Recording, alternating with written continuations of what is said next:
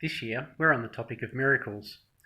And have you ever wondered or really thought any more closely about what a miracle actually is? Probably got a bit of a surface idea, of course, but not many people really dive into that specific word and what that word really means and what a miracle really looks like in this space. We have, of course, some historical references of all cultures and across all religions, one most notably, of course, being Jesus, but that is of one religion of one time. There have been many miracle workers and globally known miracle workers throughout the course of history. But what is a miracle? We largely associate miracles to do with healing. And yes, that is often true, at least in a documented sense. But I guess if we delve a little further into what the actual mechanics and the nature of what it is we're talking about, perhaps we will expand our awareness of this into other areas of our life where we may have completely discounted the possibility of a miracle being right there at the time, or potentially right in front of our face, and we just haven't noticed it. And so the definition of a miracle is really important if we're going to understand a little more about how they work and a little more about how we can duplicate them and make them work on purpose. And so a miracle, of course, historically and via reference is, as I said, traditionally around one of healing and around one of physical transformation. Which of course is a progression of illness, and from a state of illness or unwellness or disease in a person's body to a state of whole and complete healing and remission of those symptoms and of anything to do with that diagnosed illness or condition.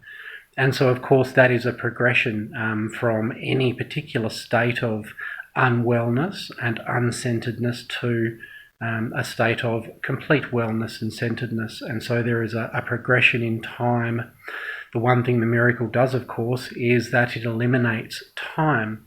And from a 3D or from a physical perspective, the one thing the miracle really does, regardless of what it achieves or the nature of the act itself, so to speak, is the actual mechanics of miracles bypass the fundamental laws of this space being time and space being distance.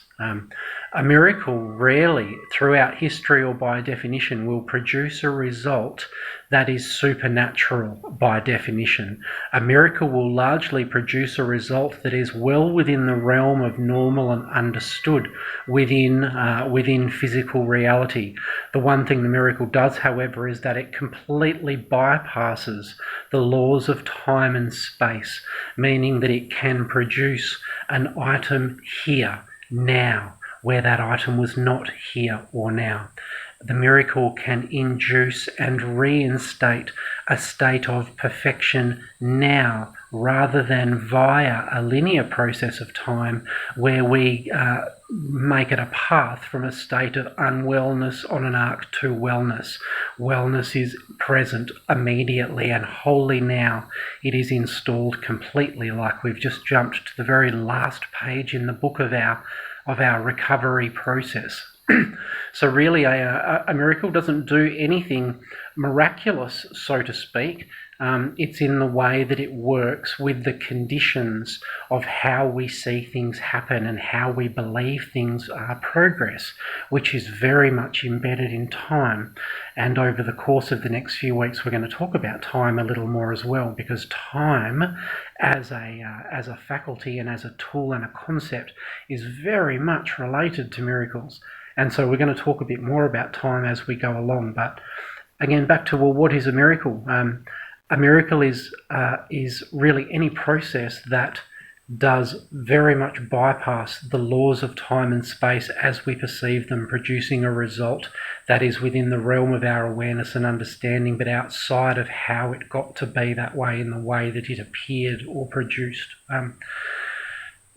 The other thing to consider around miracles is whether you believe they are something supernatural or extraordinary from the position of being human and of physical. I guess humanity has sort of found its way into this very soft, conceited point where the divine and the realm of the miraculous and of God and so forth is so far out of our awareness, it is just so far out of our life and our heart and our daily life, that it's like miraculous with a capital M when we even think about the idea. It's so far out of our scope of our daily life that any time we hear it, we firmly plant it into the God or the religious bucket or the absolutely extraordinary, not possible, highly unlikely bucket and so forth. It's not something very common, and that when it is done, it is miraculous in its timing. The people that are able to do it have special gifts, special abilities. There is something unique about the miracle worker as different to everybody else. And so there is a rarity to the miracle, a uniqueness, a high level of specialness to the miracle, because we are not seeing it every day and most people aren't doing it. And so that's the general kind of perception of the miracle. But I would put it to you that there are other ways to perceive the miracle and perceive miracle space. And one of them, which really is a more inclusive point of view from my awareness and my sense of things, is one that we draw from A Course in Miracles, which is from the position that we are not human perceiving a spiritual state and conditions and events of a spiritual nature via our human eyes as it would appear. We are spiritual beings, and we are first and foremost, in a first-person identity sense, spirit, containing an expression, extension, or experience of being human within that.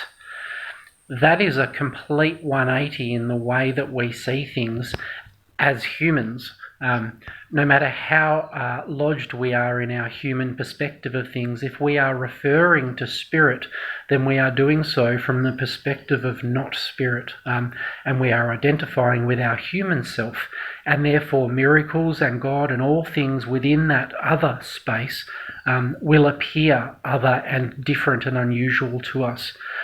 If we, as A Course in Miracles suggests, re-anchor our perspective back into that we are spirit, that we are that first and foremost, that we are spirit and our body is within our awareness and our thoughts, we are not thinking and aware within a body, then the perspective of the miracle is very different, because it really implies, and it states quite openly, that the miraculous is nothing special, it is nothing unique, and it is nothing available to a privileged person.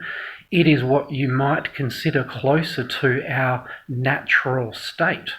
It is closer to who and what and the way we are inherently as spirit within God, and that it is only our physical limitations and our perceptions with our identifications with the body that make it all seem very different and over there and overwhelming and out of touch, and not something that we are, and certainly not something that we can get a grasp on and have any connection or relationship to.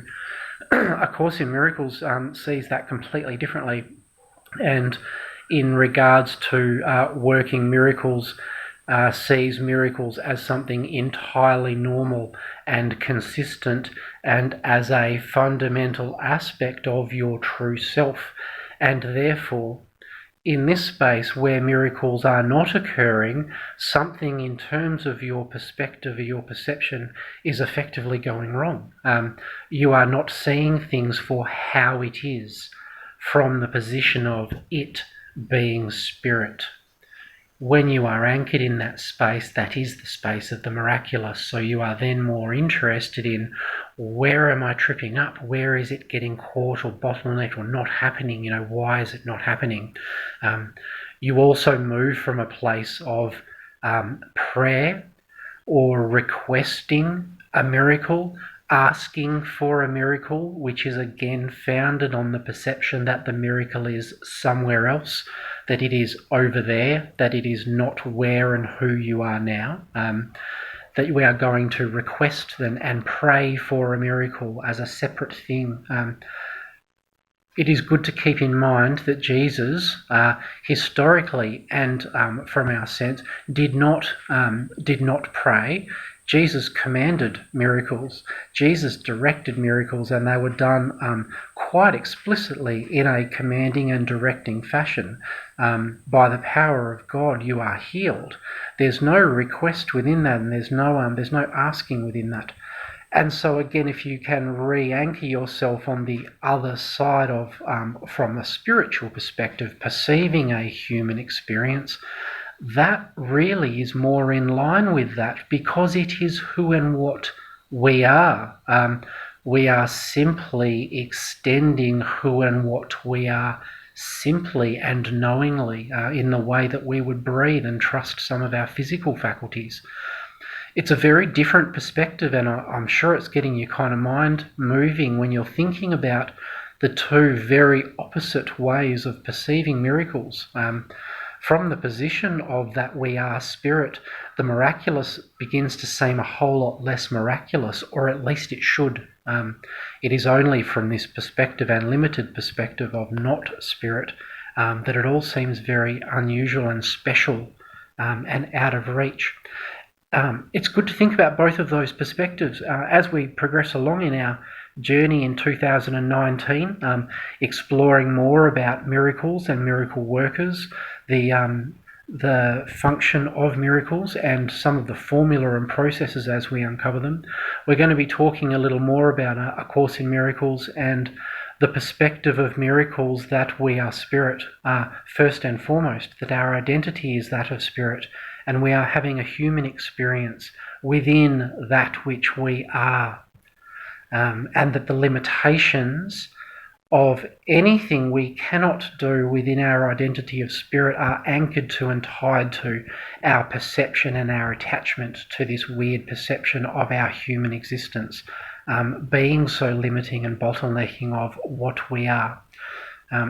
Have a sit with that, and if you are interested in learning more, please message us via the page, and would be very happy to talk more about these different orientations to understanding the miraculous space within the world and within our hearts and our awareness.